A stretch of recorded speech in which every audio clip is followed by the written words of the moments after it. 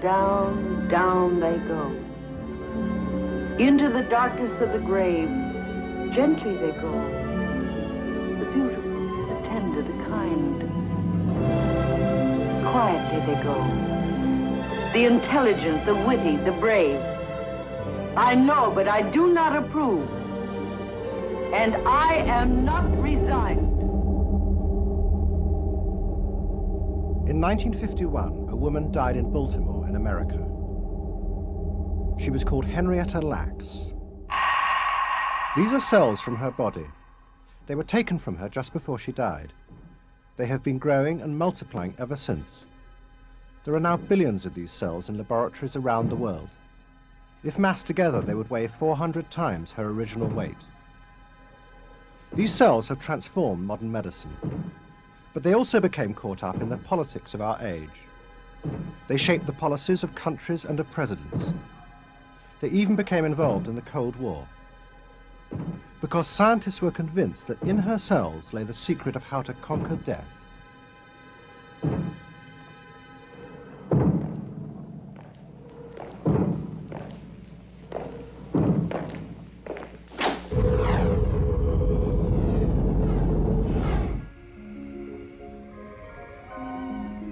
In 1860, a plantation owner in Virginia called Benjamin Lacks took a black mistress from among his workers.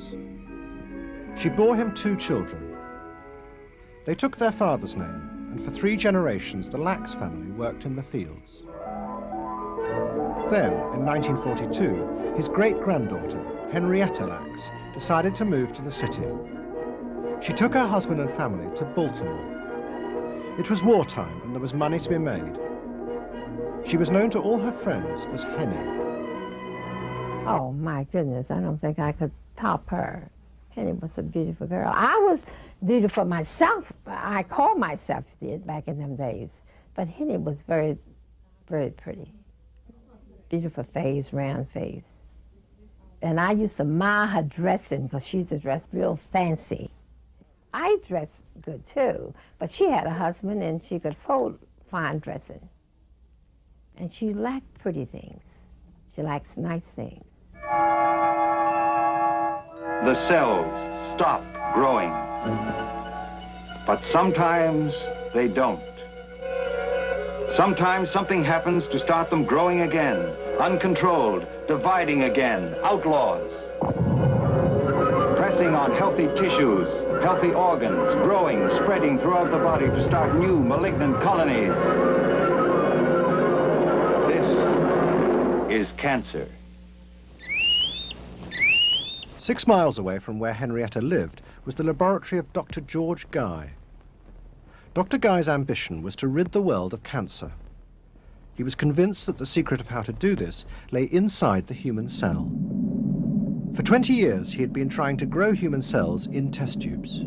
Dr. Guy's simple dream was to be the first to successfully sustain the growth of human cells outside the body, so that in test tubes, the secret of cancer cause could be exposed, and once exposed, altered and corrected. The key, Dr. Guy believed, was to feed the cells on chicken blood. He did this by drawing blood from the heart of live chickens. He then mixed it with cancer tissue taken from patients in Baltimore's main hospital. His aim was to persuade the cancer cells to keep growing outside the body. Each time he filmed the results, but every attempt failed. After a few days, the cells always died. Then, on February the 1st, 1951, Henrietta Lacks was taken to Baltimore's main hospital. She had been sent to see a gynecologist. I just happened to be the one who saw her when she first came in. And her history was very simple. She had had some intermenstrual spotting and bleeding, which is a sign of cancer, but it can be a sign of other things too. She was generally fine. There was no difficulty with the general examination. But on examination of the cervix by the eye with a suitable instrument, I was extremely impressed, and I can see that lesion today because it was not like an ordinary cancer. This was different. This didn't look like cancer. It was purple, and it bled very easily on touching. I'd never seen anything that looked like it, and I don't think I've ever seen anything look like it since. So it was a very special, different kind of what turned out to be a tumor. Cancer? As usual, a small piece of the cancerous tissue was cut off and taken to Dr. Guy. I was eating lunch. We always ate lunch right in the laboratory, next to the mouse cages. And Dr. Guy came in with a Petri dish, and he said that there was a specimen to put into culture. And what he had left me was a chunk of tumor tissue, and I took my scalpels like this. These were sterile, and the tissue would be in a Petri dish like this, and you just cut it up, just like you're cutting up some meat.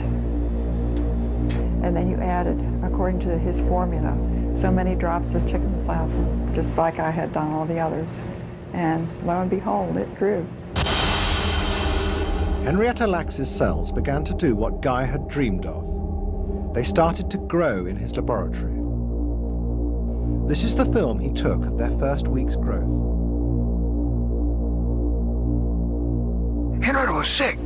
She was sick. You could hear her sometime all the way downstairs hollering. Oh, Lord, oh, Lord. I can't get no ease. Her stomach would be hurting her so bad. Jesus, help me. Help me. I didn't never hear nobody say that she had cancer. Nobody, you know, that was a secret word one time. If people had cancer, they didn't talk about it. They didn't talk about it. They was afraid. These are Henrietta Lacks's cells, filmed 6 weeks later. Each cell is now dividing every 20 hours. For any cancer, it was a record growth rate. The cells exhibited the same growth in the test tube as they exhibited in her, namely that they were unstoppable and continued to grow in a very special way. So it was the first human cell line. Her tumor, incidentally, did not respond well to treatment. Henrietta Lacks died on October the 4th, 1951. Tonight, we will learn why scientists believe that cancer can be conquered. That same evening, Dr. Guy appeared on a television science program to show off his breakthrough. Now let me show you a bottle in which we have grown massive quantities of cancer cells.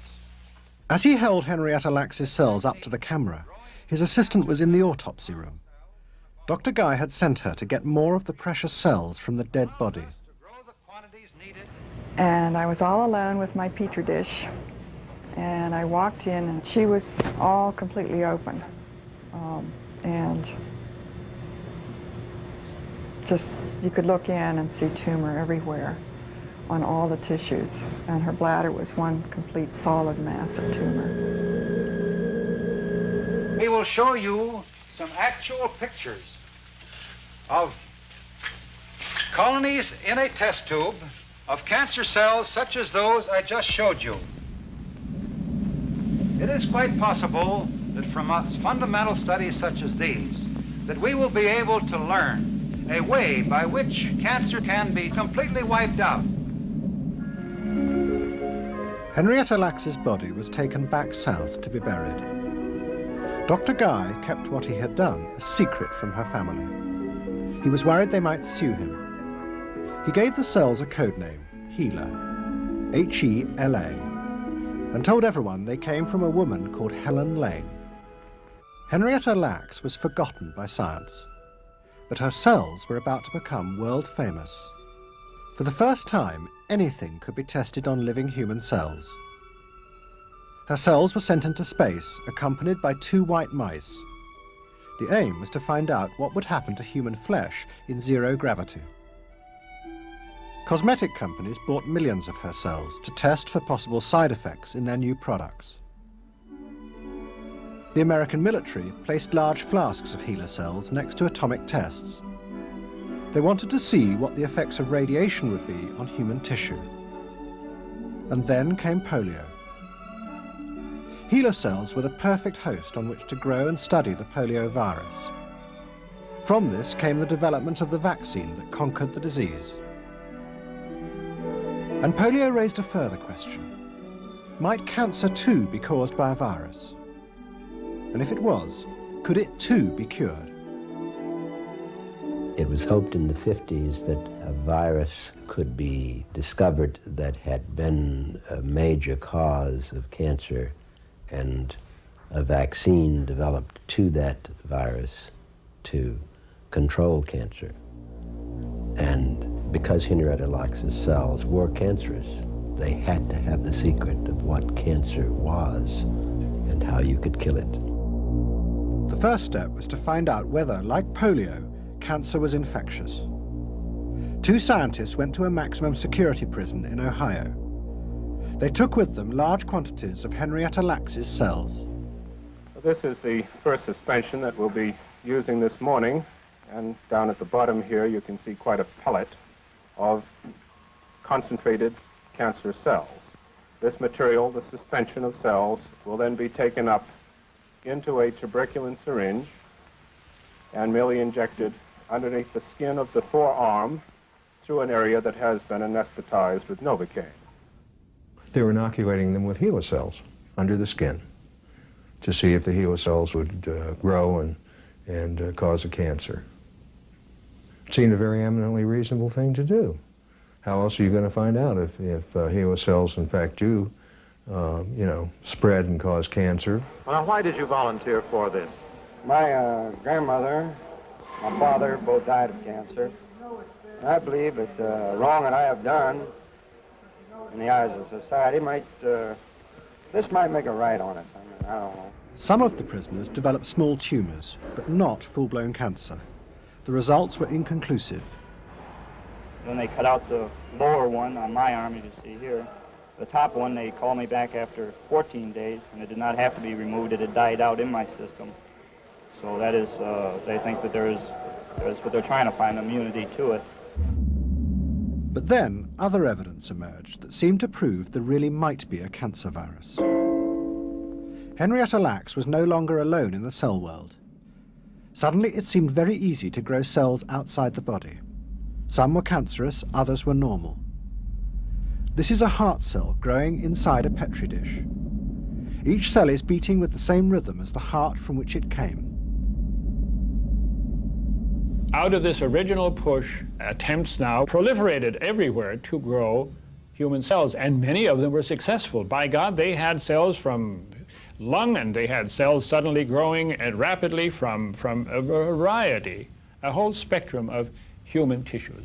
I had prostate surgery, and since the prostate grows so well in the body, I thought, well, it should be able to grow pretty well in our laboratory. So I made arrangements to have the surgeon cut off a piece of the prostate that is removed, mince it up with scissors, very fine, sharp scissors, in a sterile glass vessel. Because the finer you mince, the better chance you have of getting a better yield of cells. In the hunt to start new cell lines, other cell biologists turned to their own families.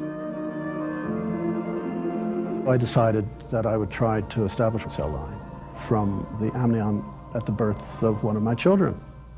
And on the day of my daughter's birth, I appeared with my wife and the collecting materials, which I gave to the nurse. And the material was duly collected. I took it back to the laboratory after assuring myself that my wife and new daughter were healthy. And within a few hours, I could look through the microscope and see the cells from my daughter's amnion. Then the strangest thing began to happen. Many of the normal cell lines suddenly developed cancer. Normal cells lying open in the laboratory would abruptly transform into malignant cancer cells. It became known as spontaneous transformation. I observed in the culture an island of cells that looked different from the normal cell population. Because of my experience with cells by that time, I knew that this was what we then called a spontaneous transformation. That is, the spontaneous acquisition of cancer cell properties by a normal cell in culture.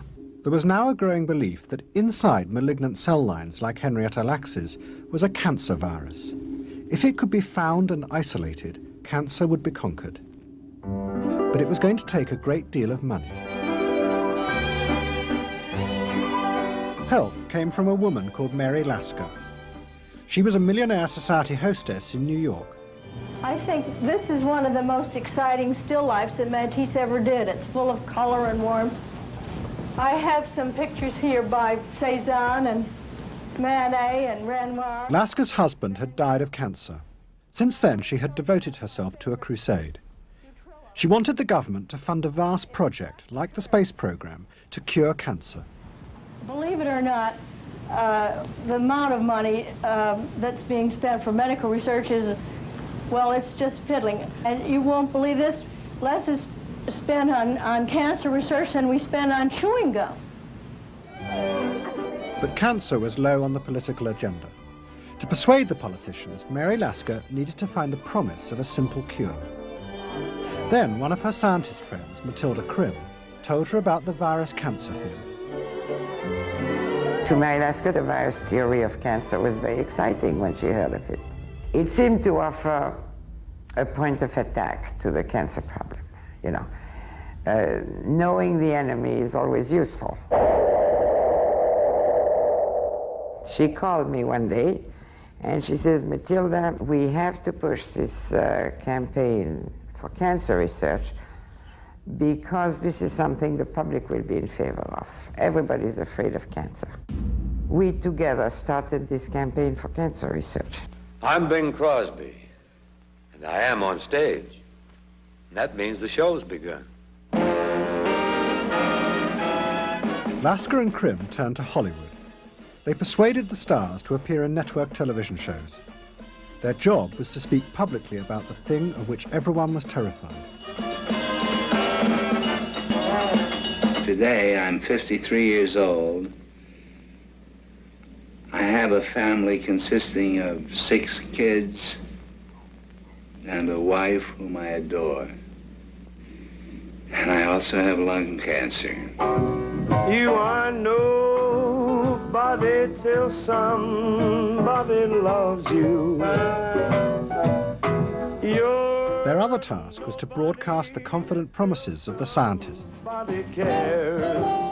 It is my belief that we are now witnessing the beginning of a great explosion of knowledge about this disease, which will culminate in its complete control. Even if I'm gone when you see me speak these words to you, let me join you in this crusade, and let's make this world a world that's cancer-free. But at the very moment when the stars were promising the end of cancer, the cell biologists realized there was something seriously wrong with their science. And the reason was Henrietta Lacks and her cells. It began when a scientist called Stanley Gartler examined many of the major cell lines. He discovered that all of them secreted the same form of enzyme. It was a type found only in black people. The problem was that all the cell lines he looked at came from whites. The only black cell line was Henrietta Lacks. At a packed meeting of cell biologists, Gartler announced the inescapable conclusion. He told them, folks, cell lines that are presumably derived from other tissues in different individuals are not such. These are cells from Henrietta Lacks. If you think you have been working with breast cells, you're wrong. If you think you've been working with lung cells, you're wrong. And kidney cells, you're wrong. You're working with cells derived from a human female uterus. And that's that. And it was very embarrassing, and it's very shocking to many people, and there was a great alarum. I couldn't believe it. He was saying that this enzyme is present only among blacks. So, ergo, this tissue did not come from you, you're white. It must have come from black. If it came from black, it probably came from Gila. So you mixed your cells with Gila. Whether he's, I say he's wrong, I say he's wrong. Many of the cell biologists refused to believe Gartler. But for those who had developed cell lines from their own flesh and blood, the only other explanation was even worse. What Gartler was saying about my daughter's cells was that they had enzyme characteristics of a black parent, which is the reason I ran to the telephone to speak with my wife. And she assured me that I had nothing to worry about. I'm not black, and neither is my wife. Leonard Hayflick never believed what he was hearing. In his particular case, because it involved his own blood, his own cells. It involved, really, to get down to a cellular level, it involved his own sperm and that of the egg of his wife. To me, it had absolutely no importance whatsoever, other than my intellectual curiosity. Bogus. It was a scandal. It was, to put it mildly, something terribly, terribly wrong. The problem was that no one fully understood how Henrietta Lacks's cells had contaminated the other cell lines. There was something wrong in cell biology, but no one knew how big or quite what the problem was. Meanwhile, Mary Lasker had succeeded with her campaign. She had got to the president. Mary Lasker made of cancer a subject to which politicians had to pay attention. President is here, ladies and gentlemen. And she would go to the White House, either alone or as a guest at a big dinner, and so she pulled out her little notebook and she read the numbers to the president. How many dead, how many sick, how much it costs. And she would say to Johnson, in no time we're going to discover tumor-inducing viruses in humans, and we should have a vaccine against these viruses. You know, that's power. And he performed perfectly. Someday I hope I'm going to pray for we will find a cure for cancer. And I want it done in my time. I want to play my part in it. I want to do something about it. The loneliest moment I ever had in my life was when I learned that my mother was gone from me because of this terrible disease. Politicians now vied with each other to find a relative who had died of cancer. My favorite aunt, my Aunt Elizabeth, died with cancer when she was just 32 years of age. And she was a wonderful person for withering away with cancer. In 1971, Mary Lasker triumphed. She persuaded President Nixon to announce a national war on cancer. I will also ask for an appropriation of an extra $100 million to launch an intensive campaign to find a cure for cancer, and I will ask later for whatever additional funds can effectively be used. The time has come in America when the same kind of concentrated effort that split the atom and took man to the moon should be turned toward conquering this dread disease. The promise Nixon held out to the American people was an end to cancer. Millions of dollars were to be given to the scientists who promised they could find the cancer virus. It was the biggest medical research program ever organized. And at its heart were the cell lines. But those in charge of the cell lines knew there was a problem with contamination. They appointed a scientist, Walter Nelson Rees, to investigate just how bad the problem was. We began to probe and to investigate, purposely looking, not necessarily purposely looking for a mistake, but wanting to know the details of individual cells. And what did you begin to find? And what we began to find was that many, many, many of these cell lines, I mean, eventually over 100 cell lines were alike. And were alike to HeLa. Nelson Rees discovered that HeLa had a power unlike any other cell line. If just one HeLa cell was dropped by mistake into another culture, or blown across the laboratory by a current of air, this cell would begin to grow and multiply faster than its host. It represented what cancer was dreaded for. a single cell has gone awry. It grows uncontrolled. And the problem was to become much worse. Nelson Rees discovered HeLa cells in places where it didn't seem possible. Building 41 was the most secure laboratory in the world. It had airlocks and a special ventilation system. It had been built to contain the deadly cancer virus when it was found. Nelson Rees examined a breast cell line being used inside the building. He was convinced it had been contaminated by HeLa, but this was impossible. HeLa cells had never been allowed inside Building 41. Walter Nelson Rees contacted me one day and said he had gotten this line from somebody who got it from me, and he said basically that they're HeLa cells, they're not breast cells at all. The reason I was so suspicious of its being HeLa cells is we didn't have HeLa cells in our lab, and I really couldn't see how it was possible. But HeLa had got into Building 41 in disguise. Other cell lines, already contaminated, had been brought in from outside. No one knew that these were infected by HeLa. But then Nelson Rees discovered something even more alarming. He examined what was believed to be the original stock of the breast cell line, HBT3. He found that even these were all HeLa. There had never been any breast cells at all. We had several freezes of HBT3, and we tested every one of them, and they were all HeLa cells. The inescapable conclusion is that the first cell that landed in that Petri dish to grow was a HeLa cell. So had you ever managed to grow a breast cell? No, sir, never did. Kind of got out of the business very quickly after this happened. Why is she so powerful?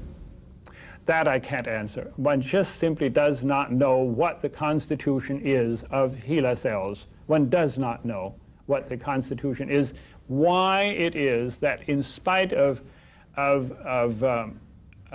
insults, human insults, insults in culture, temperature changes, letting them lie overnight on the counter without being incubated, there'll always be a HeLa cell growing. What Nelson Rees had discovered began to undermine the war on cancer. At its headquarters in the suburbs north of Washington, urgent meetings were held. If Nelson Rees was right, hundreds of the cell lines on which the whole program depended were contaminated. It meant that all the research done using these lines was suspect. Was he right? Of course he was right. And it turned out later, you know, when we took all the cooperating laboratories and went back and looked at everything, we found out it was right. How serious is that? Well, I would say that virtually all of the scientific conclusions that I've reached are worthless. It is devastating, ultimately, to have wasted 3 years, 4 years on the wrong cells. If your entire program was built upon the study of specifically what's going on in your cell system, you're working with the wrong cell line. It's comparable to thinking you're living in a palace and actually you're living in a cabin, in a log cabin somewhere. It's not just that this culture was contaminated with HeLa, it's that the entire scientific community in one way or another is contaminated with the wrong information, with the wrong results, and with no advance. It was becoming clear that the scientists had completely misunderstood the evidence in front of their eyes. Some now began to question the original theory of spontaneous transformation. It said that cells spontaneously turned into cancer in the laboratory because of a virus. But maybe the cancer had not been caused by a virus. Maybe it had simply been a contamination by HeLa. Could this mean there was no such thing as the cancer virus? But then, the Russians found the cancer virus. In November 1972, an American delegation of scientists visited Moscow. The Russians told them that they had found the human cancer virus in 5 different cell lines. It was the breakthrough. Well, they were claiming they had discovered the human cancer virus, that this was a human tumor virus growing in human cancer cells isolated from different organs. And there were like 5 different laboratories in Moscow that had the similar claim. As simple as that. It's possible that the Russians had this, and they thought it's possible that they had it. Politically, it would have been a tremendous thing for them. It would have been a true finding. It would have truly established them in the eyes of all the world. That indeed they were the first to isolate a human tumor virus, which we were looking for, which we were working toward all of these years of the virus cancer program. It was a proud moment for the Russians. They sent samples of the 5 cell lines to the Americans. All their visitors could offer in return was a box containing viruses that caused cancer in animals. National Institute of Health, USA. А в ней вирусы животных, вирусы опухолей животных, те, на которых производились все исследования в то время. Это мышиные вирусы вот в этой коробке. Здесь вирусы кур, куриные вирусы. Как отзывались на этот подарок? Очень хорошо. Ну, прекрасно. Но это от сердца. The Americans immediately flew the Russian cells back to Washington. They were taken in great secrecy to the headquarters of the War on Cancer. Our purpose was to test their viruses and their cells for the known viruses. There was evidence that the Russians had been correct, that there was a viral reverse transcriptase in the supernatants from these cells. So they had viruses? They did have virus. But it was our job to confirm everything we had been told. So the cells were also examined to demonstrate that they were of human origin. This is when we sent them to Walter Nelson Rees.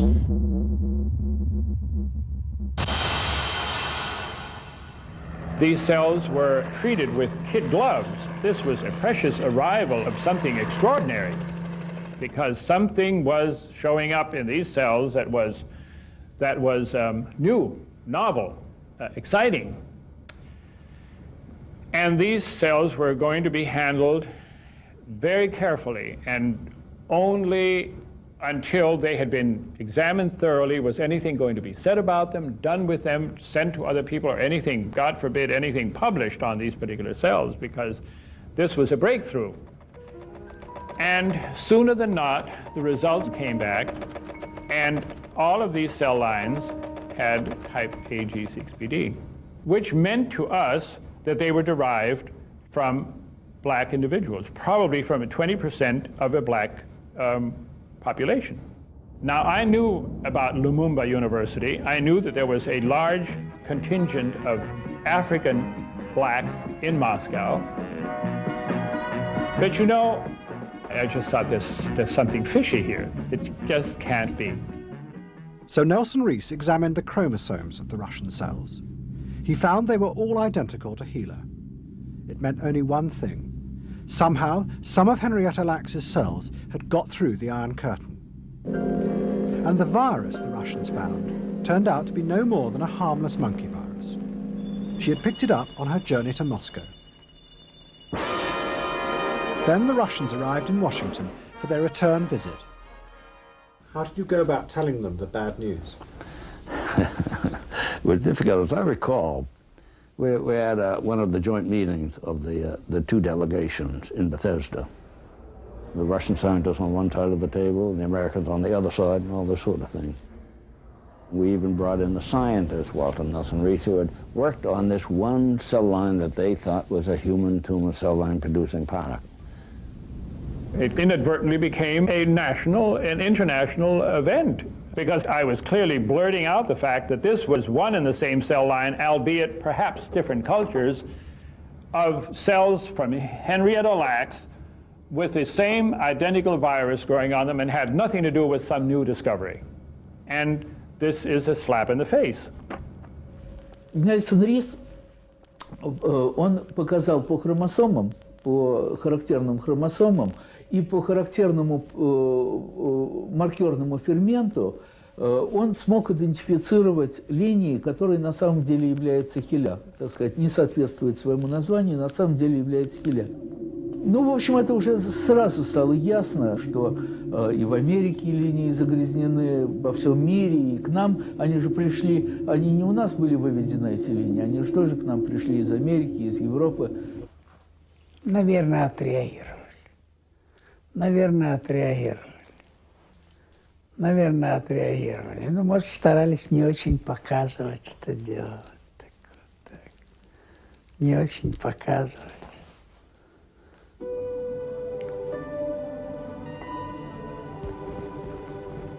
At a press conference, the Russians tried to put a brave face on events. Позвольте прежде всего поблагодарить Permit me, first of all, to правительство Соединенных Штатов thank the government за of the United States приглашение of нашей America. делегации. Our delegation considers this trip to be very beneficial and very useful. Sure. May I please intervene? I don't think it's fair to the minister to ask him to comment on specific individuals. But the news had leaked out, although the Americans attempted to hush it up. Although we attempted to play it down considerably, the Russian episode was visible and newsworthy enough that it contributed to the increasing skepticism about the way the virus cancer program would find the human tumor virus. Another example of a failure for a claim to be upheld. And as a result, then, people begin to believe there is no claim that will be upheld. By the mid-70s, those in charge of the war on cancer realized they were as far away as ever from understanding why cells became cancerous. Billions of dollars had been spent, but they had found no virus. And so political pressure and all of this sort of thing started building up. And sooner or later, they came to realize that, well, the virus cancer program isn't that great. You have not come across a human tumor virus yet, and you've been in business since 1964. The program died.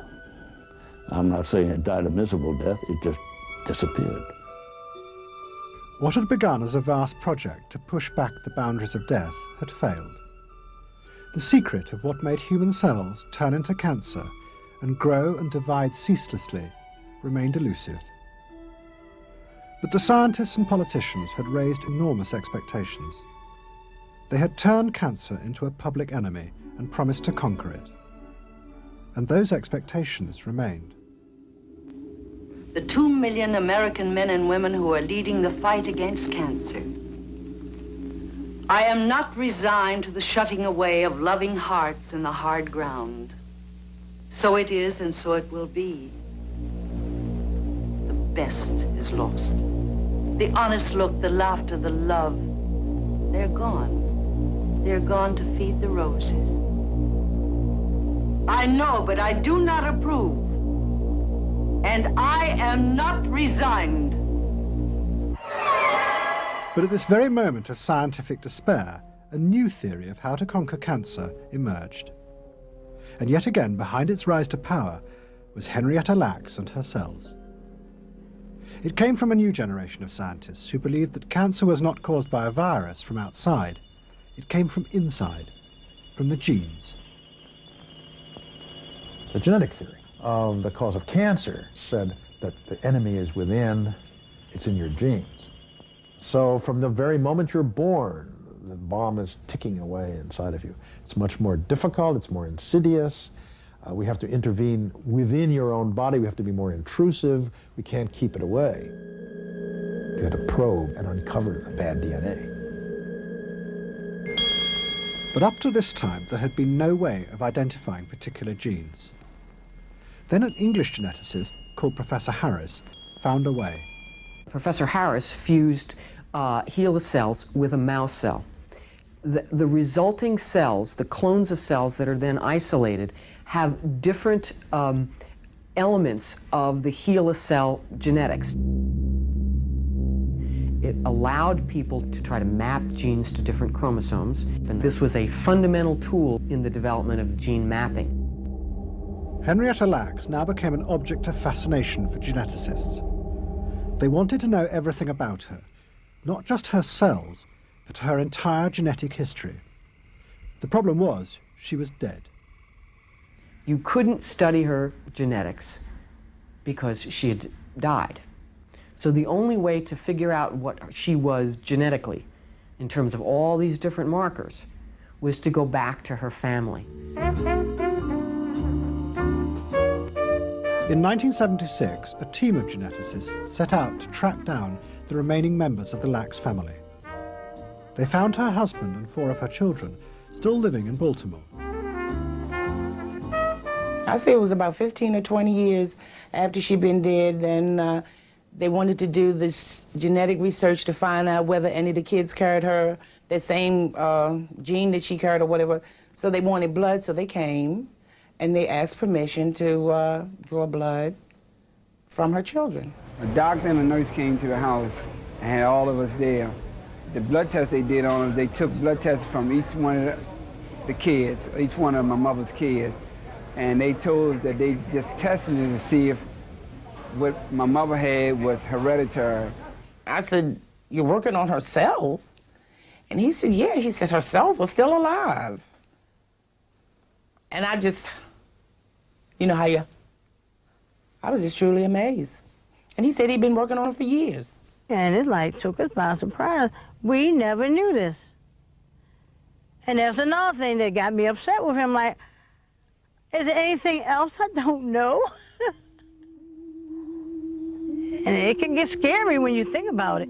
I mean, how much of our cells is out there, you know?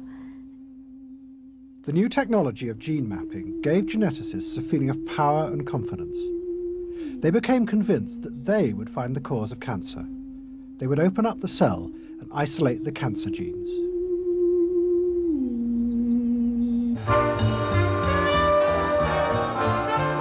And yet again, Hollywood became involved. The stars turned out to fund the scientists who offered a new promise. They would find the cancer genes and then repair or replace them. And cancer would be cured. What you're here to support tonight is something that is somewhat of a new approach to try and identify and understand the basic mechanisms that change a normal cell into a malignant cell. And then once we understand these mechanisms, to try and direct our therapy specifically at those alterations. Well, their view of the world is that if I knew the sequence of a gene, I would know what it does. And if I know what it does, then I'll be able to replace its faulty operation by giving it something else. And so people give them lots of money, they give them their faith, they believe in them, they hope in them, because they're going to save me by screwing around with your genes. And if cancer could be cured, one could make a great deal of money. The new biotechnology firms, which grew up in the 80s, seized on the promises being made by the scientists. The scientists said to the capitalists, we now have a technology that's going to enable us to cure cancer. And it was more than hope. It was a belief, and it fostered the biotechnology industry. I mean, if it was possible to conquer cancer, you're probably talking about the largest market in the world. And remember, all human beings are equal. There's almost no other products outside of bullets that work on all people equally. And so suddenly there was an opportunity to make a lot of money. They're profiting off of her while her family remains ignorant of all the things about her. Because they've taken the cells and used it without permission. They have also distributed without permission. Does she belong to the family? And they also have research, you know. And one reason, because this is a family matter. Thank you. Sell it to him. 5,000 Genentech. The Lacks family began to learn more about what had been done with their mother's cells. They decided to approach lawyers to see if they could claim some of the money. I went to the lawyers because I wanted to find out what is happening with her cell. From my research, I found out that they're selling her cells all over the world.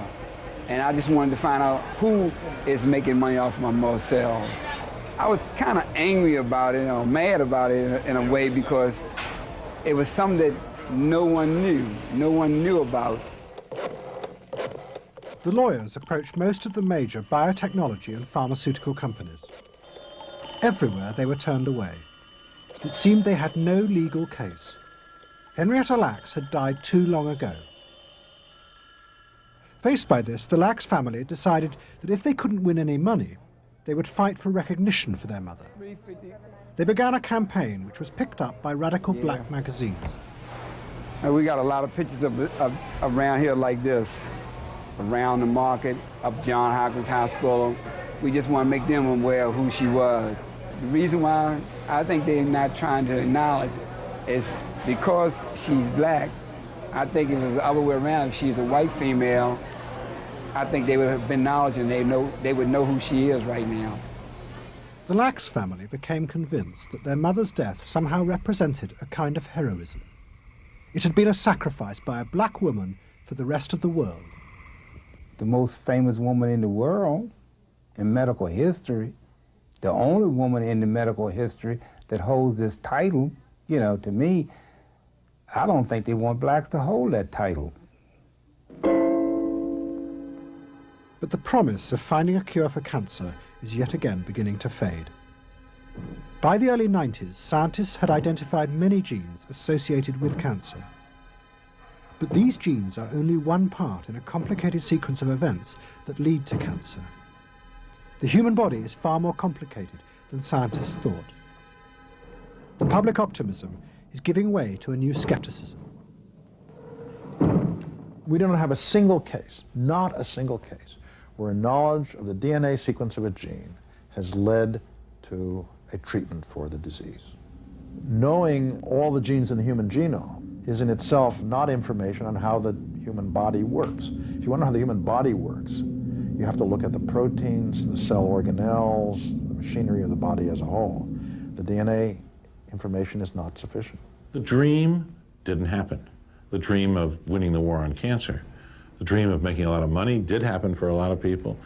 The dream of finding ways to help some patients with cancer happened.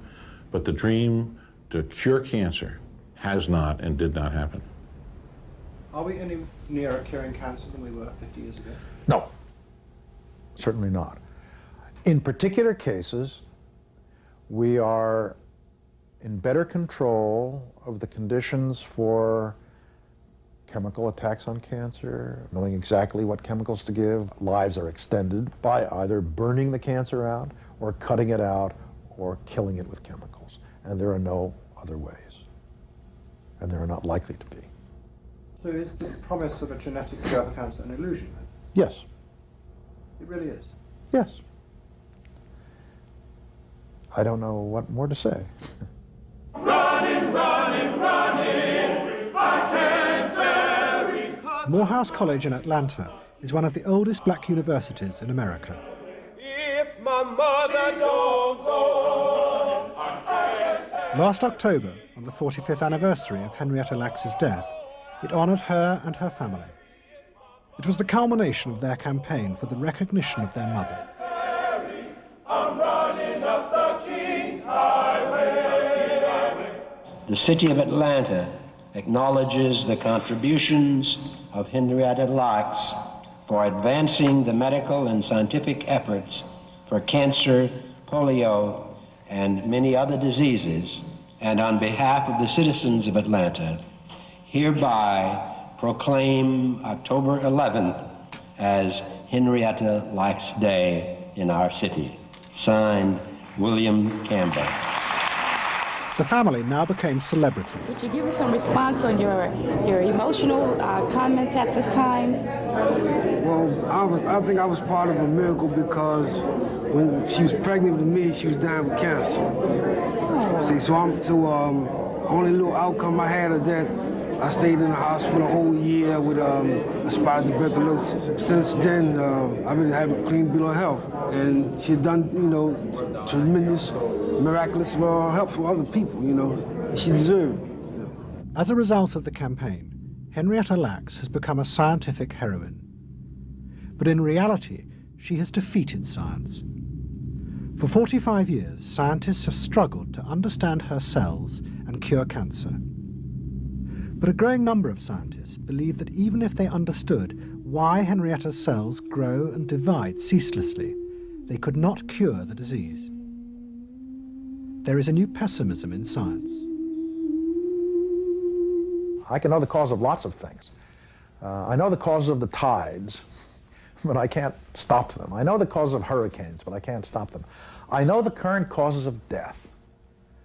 And even if I can prevent some of the current causes of death, I cannot stop death. It's here to stay. All flesh is as the grass.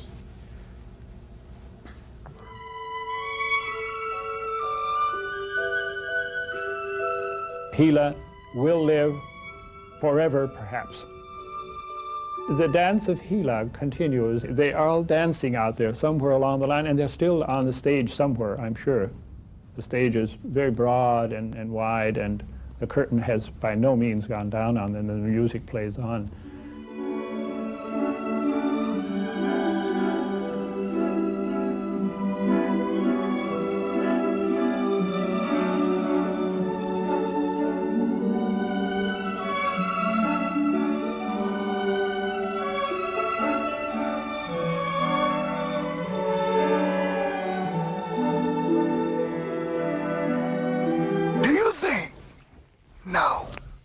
Stupid ass, but do you think them cells still living?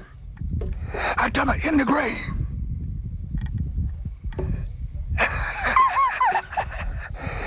Oh, no, I don't guess they are. But they're living elsewhere. They're still living out in the test tubes. That's a miracle.